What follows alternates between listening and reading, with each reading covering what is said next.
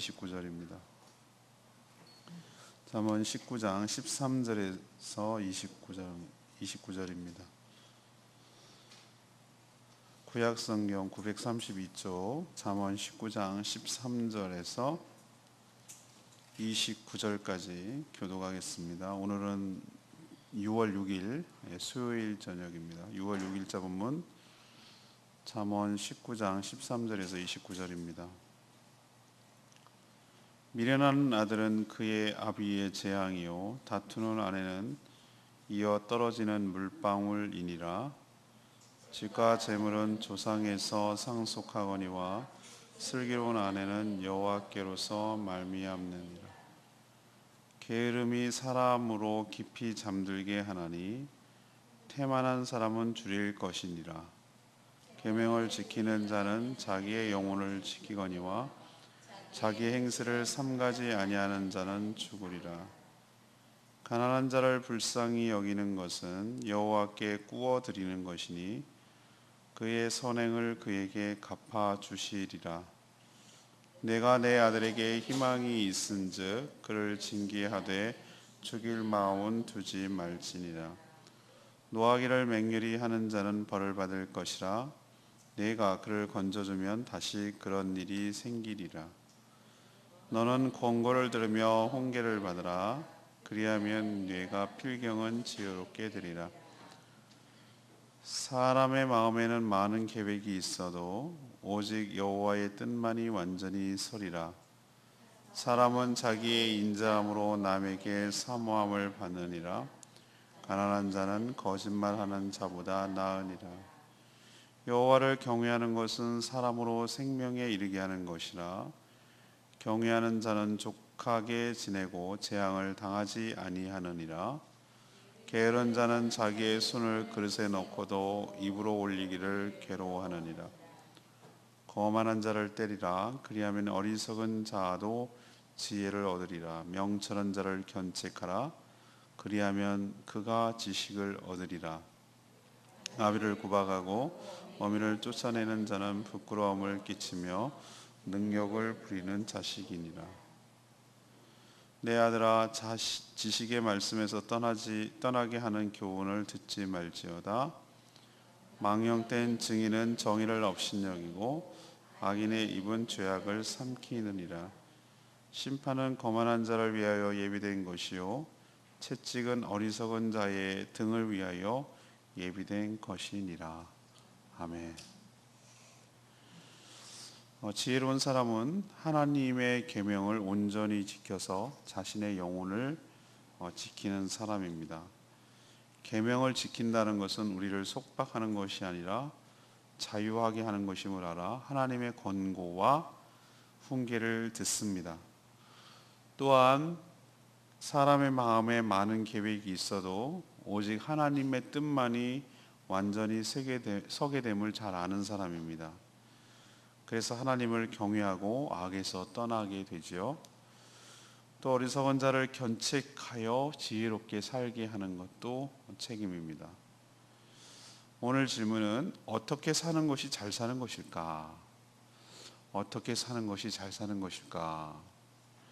막연한 것 같지만 오늘 말씀에서 해답을 찾을 수 있습니다.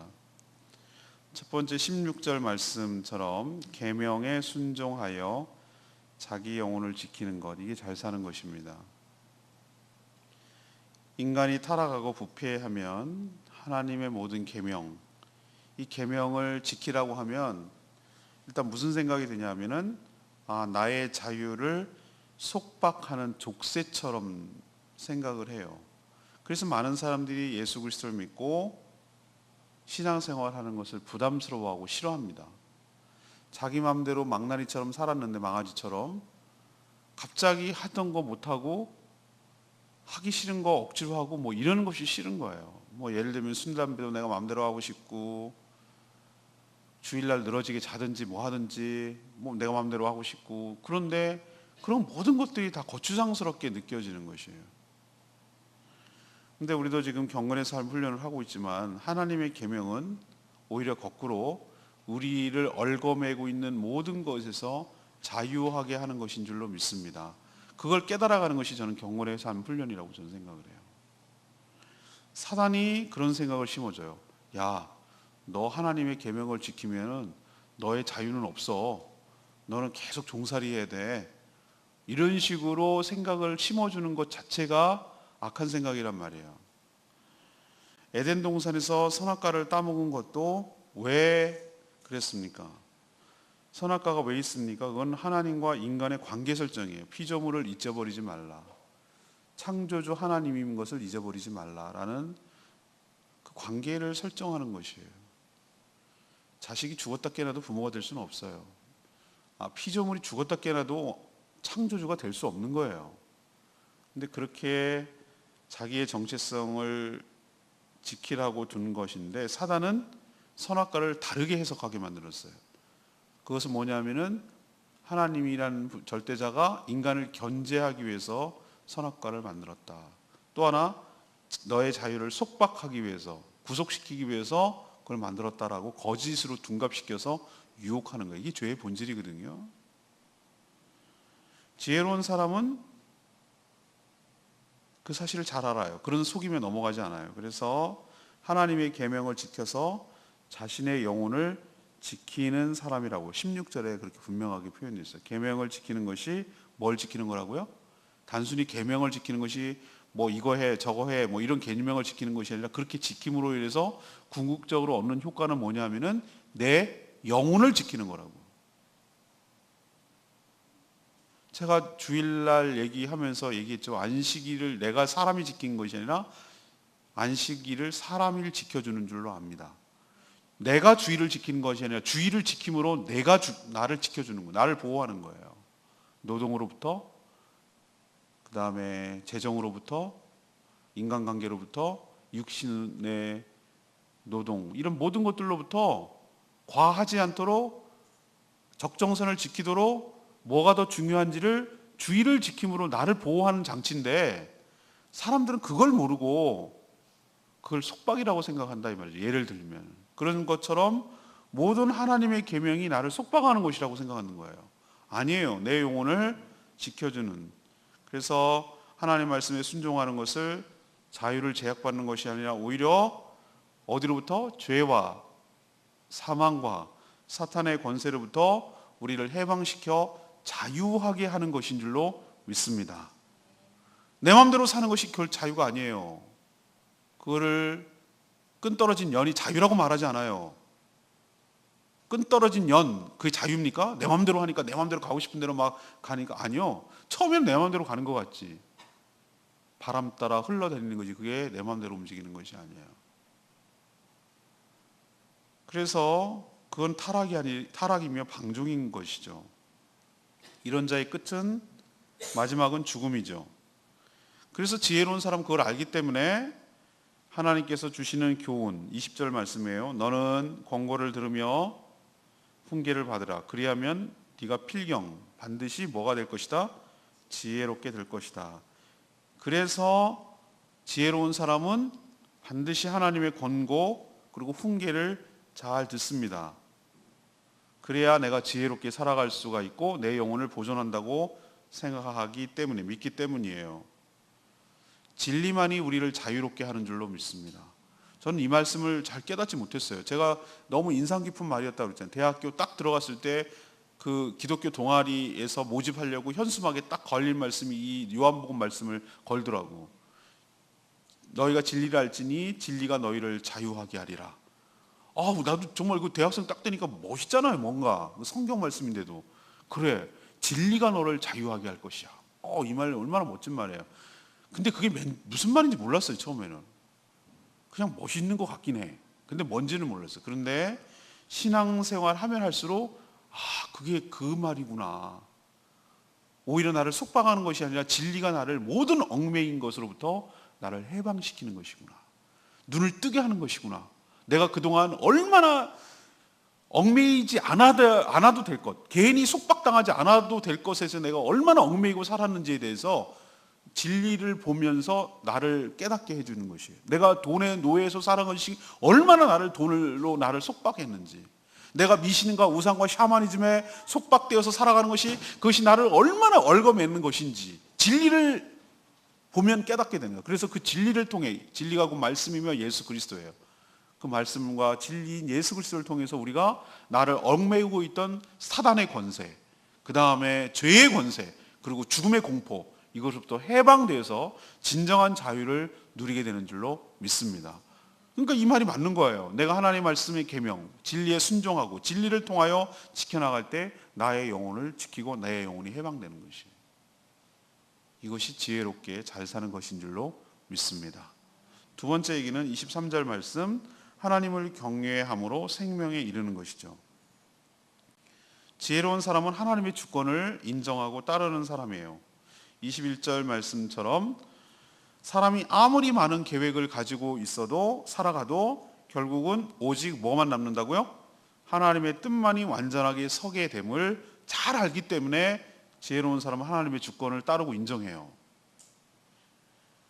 우리도 경험적으로 이제 알잖아요, 이것을. 근데 성경은, 그리고 역사는 이것을 증명하고 있어요.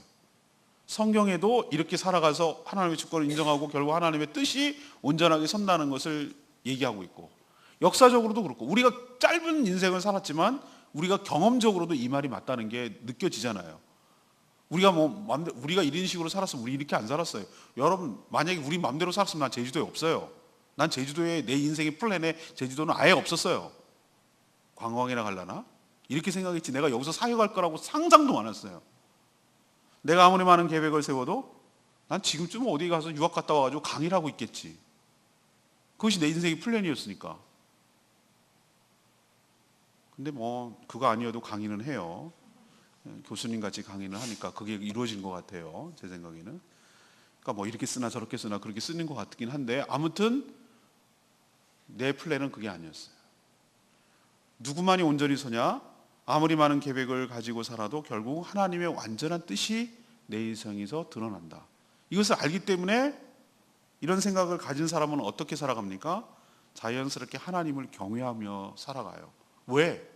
하나님의 뜻이 온전하게 드러나기 때문에. 하나님을 경외한다는 것은 늘 하나님을 의식하면서 삼가 조심하며 살아간다는 뜻이에요. 그래서 23절에 있는 말씀대로 이렇게 살아가는 자는 뭐 하게 된다고요? 만족하게 되고 또 생명에 이르게 되고 재앙을 당하지 않게 되고, 궁극적으로는 생명에 이르게 된다라고 약속하고 있어요. 이 생명은 영생을 의미하는 것입니다. 그래서 하나님을 경외하는 것이 인간이 가질 수 있는 최고의 지혜라고 그래서 말하는 거예요. 자기 멋대로 막 사는 것이 지혜가 아니고 하나님을 의식해서 선악을 분별하며 조심스럽게 살아가는 것, 이게 잘 사는 것인 줄로 압니다. 이렇게 살면요, 세상 사람들이 생각할 때는 아니 뭔 재미로 살아요? 굉장히 답답하다고 그래요. 세상 사람들이 우리 보면 얼마나 답답하게 여기는 줄 아십니까? 여러분 그거 많이 경험하시죠? 세상 천지분간 못하고 저렇게 인생 답답하게 사는 사람이 제일 예수 믿는 사람 같다고 그래요. 전에 예수 그러잖아요. 딱 오늘 족발 먹을 때 어떻게 족발을 그냥 먹냐? 회를 먹을 때 어떻게 그냥 회를 싸서 먹는지 자기는 이해 못하겠다는 거예요. 당연히 회는 술과 곁들여서 먹는 것이지 그게 맨입으로 안 들어간단 말이죠. 마치 피자는 콜라 이렇게 연상이 되는 것처럼 그렇게 살아간단 말이에요. 또 식사 후에 다 한 대 피는 거 얼마나 그게 좋은지 네 막 그 말 아니야? 뭐 이러면서 그렇게 살아요. 그것도 모르는 게 한심스럽다는 식으로 저를 이렇게 쳐다보는, 안주빨이나 세우고 술은 안 먹고 뭐 이렇게 아주 경멸하는 이런 것을 취했단 말이야. 근데 지금 가만히 그들의 삶을 놓고 보면은 누가 답답하지? 누가 재미가 없지? 그들은 나를 재미가 없다고 하는데 나는 너무너무 재밌는데? 정말 다이나믹한데? 할 게 너무 많고 신나고 보람있고 의미 있는 일이 너무너무 많은데? 근데 그들을 상황을 보면은 맨날 쳇바퀴 맨날 그 사람 만나고 하는 패턴이 똑같아. 술 먹고 1차 가고 2차 가고 3차 가고 또 못된 짓 하고 또 정신 차리고 또 겨우겨우 일어나서 하고, 그러다가 뭐 위가 망가졌니 간이 망가졌니 맨날 그러다가 골골거리다가 은퇴하고 돈 없어서 전전하다가 요양병원에서 죽는 거예요. 누가 답답한가? 누가 재미없는가? 저는 그분들이 재미없는 것 같아요. 여러분은 하나님을 경외함으로 악에 걸려 넘어지지 않고 생명에 이르는 축복이 있기를 바랍니다. 이것이 잘 사는 거예요. 답답하게 사는 것이 아니라. 마지막 세 번째는 25절 말씀, 바르게 살도록 사랑으로 견책하는 것, 이것이 잘 사는 것이라고 말합니다. 무엇이 진정한 지혜이며 잘 사는 것인지 아는 지혜로운 사람은 그렇게 살지 못하는 사람을 보면 오히려 거꾸로 미련해 보이고 위험해 보여요. 특히 그 대상이 자녀라면 18절에 있는 말씀대로 매를 들어 징계를 해서라도 바르게 살게 하려고 애를 써요. 지혜는 없으면 좀 불편하고 있으면 좋은 그런 거 아니에요. 궁극적으로 지혜가 있고 없고는 나의 생사가 달려있는 굉장히 중대한 문제예요. 그래서 거만하여 지혜를 거부하는 자는 뭐해서라도 때려서라도 지혜를 얻도록 해야 되고 어리석음을 면하도록 도와줘야 된다는 거예요. 지혜 있는 자가. 이미 지혜 있는 자를 더 견책하면 더 큰 지식이 생긴다고 했어요. 이게 빈익빈 부익부 아닙니까? 지혜로운 자를 더 견책하고 더 잘하게 인도하고 양육하면 더 지혜롭게 돼요. 그 우둔한 자라도 견책을 해서라도 바르게 하도록 해야 되는 것이 바로 먼저 믿은 지혜 있는 자의 삶의 책무라는 거예요. 해야 될 일이라는 거예요. 특히 지도자는 바르게 인도해야 될 책임이 있어요. 자녀들이 말씀에서 떠나지 않도록 그렇게 해야 되고요. 또 부모를 함부로 하지 않도록 가르쳐야 되고요. 망령된 증인처럼 거만한 자는 하나님의 심판을 면하기 어렵다고 수시로 깨우쳐주고 가르쳐줘야 될 책임이 바로 지도자에게 있는 줄로 압니다. 사랑의 반대는 무관심이에요. 애정이 있어야 견책도 하는 거예요. 잘 되기를 바라는 마음에서 야단도 치고 뭐라고 얘기하는 것이지 그냥 내버려 두는 거예요. 여러분도 정말로 아끼걸랑 바르게 살도록 사랑으로 견책하고 바르게 인도해야 될 책임이 있는 줄로 압니다.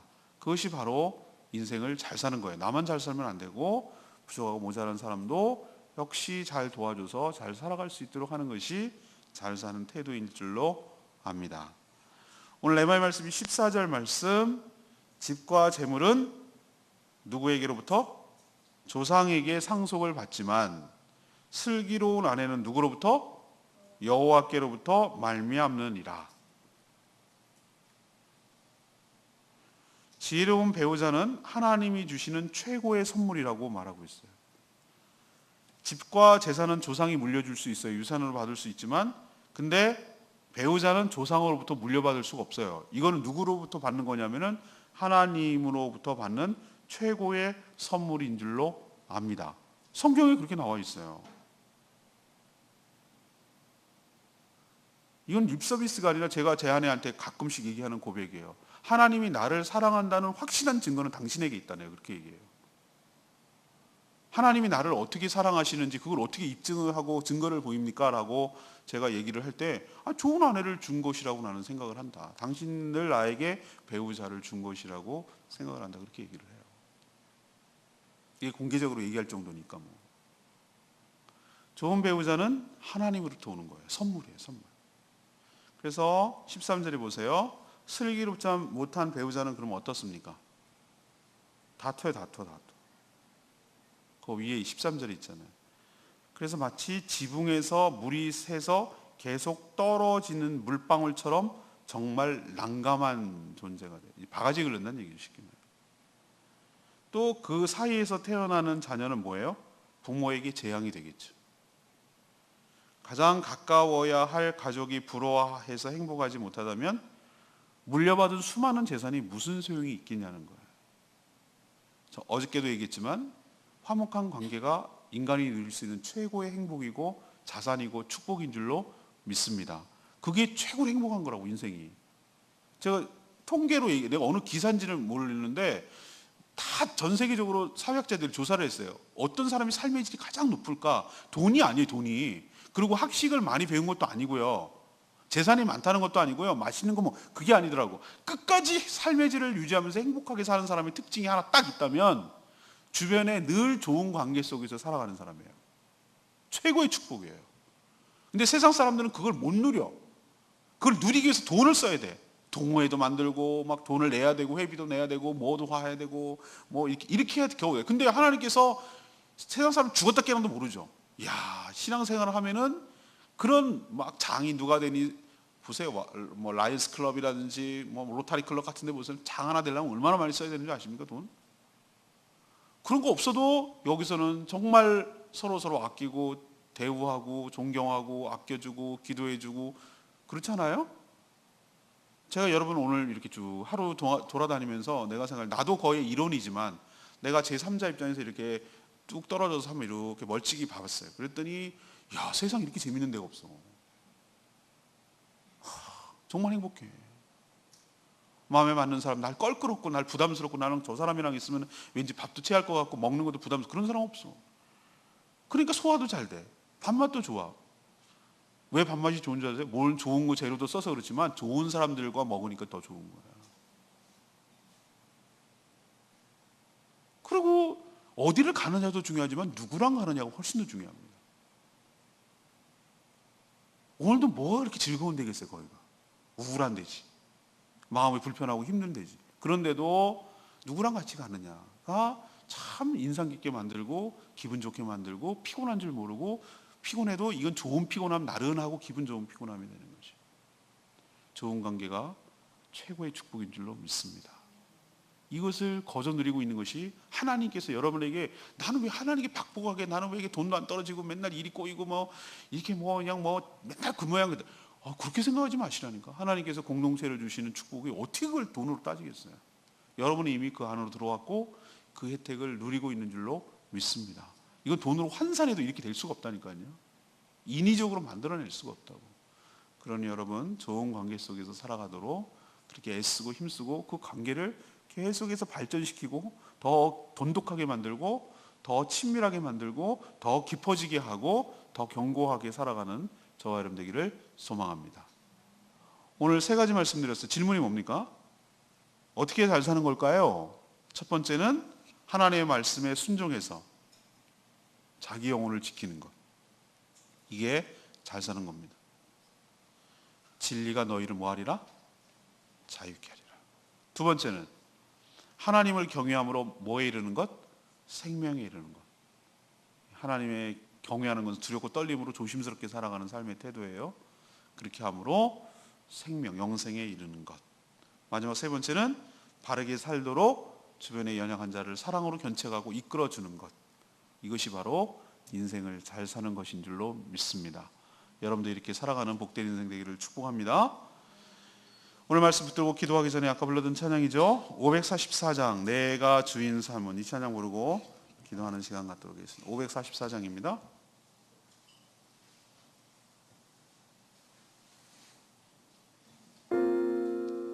찬양집 544장 내가 주인 삼은 모든 건 내려놓고. 네, 그렇습니다.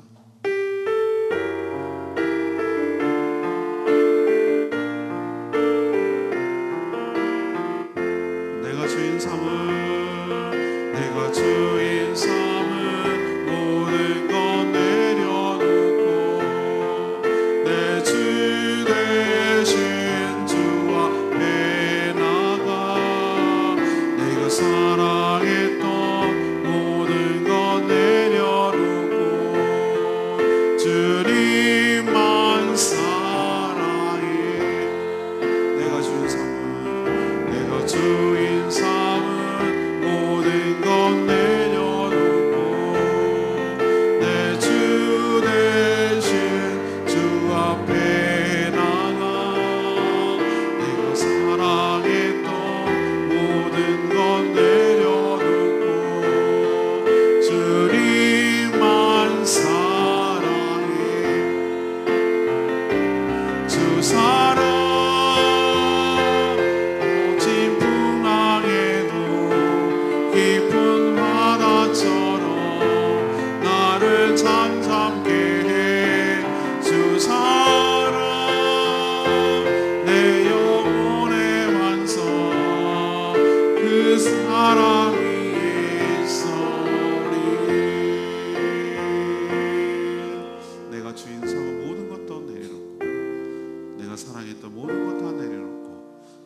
주님만 사랑하기를 원합니다. 주님 외에 다른 것이 없기를 원합니다.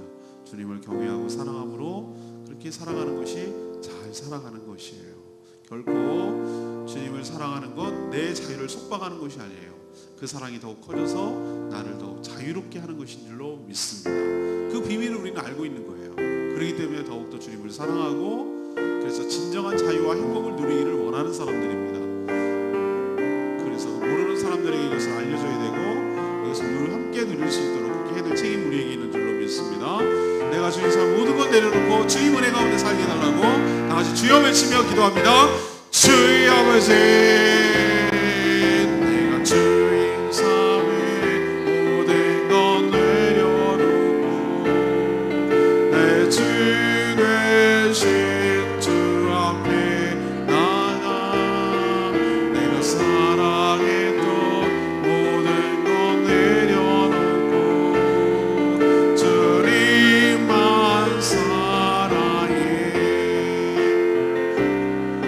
내가 주인 삶을 모든 것 내려놓고 내 주 되신 주 앞에 나가 내가 사랑했던 모든 것 내려놓고 주님만 사랑해. 주 사랑 거친 풍랑에도 깊은 바다처럼 나를 잠잠케 해. 주 사랑 내 영혼의 반석 그 사랑 위에 서리.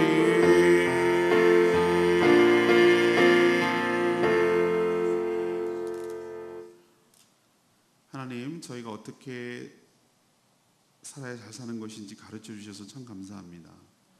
하나님 말씀에 온전히 순종하여 저희 자신의 영혼을 온전히 지키게 하여 주시옵소서. 하나님 말씀을 지키는 것이 자신을 속박하고 구속하는 것이 아니라 오히려 우리를 자유롭게 하는 것임을 깨닫게 하여 주시옵소서. 하나님을 경외함으로 매사에 조심스럽게 살아가는 것이 진정한 지혜임을 깨닫게 하여 주시옵소서. 어리석고 두뇌 지혜가 없는 자를 견책하고 가르쳐 지혜를 얻게 하시고 하나님의 심판을 면하게 하여 주시옵소서. 하나님이 주시는 말씀이 우리의 길과 생명임을 고백합니다. 공동체를 주시는 좋은 관계 속에서 주시는 하나님의 축복을 누리며 살아가게 하여 주시옵소서. 오늘도 간구하는 기도마다 응답하여 주시고 새롭게 하여 주시기를 원하옵고 예수 그리스도의 이름으로 축복하며 기도합니다.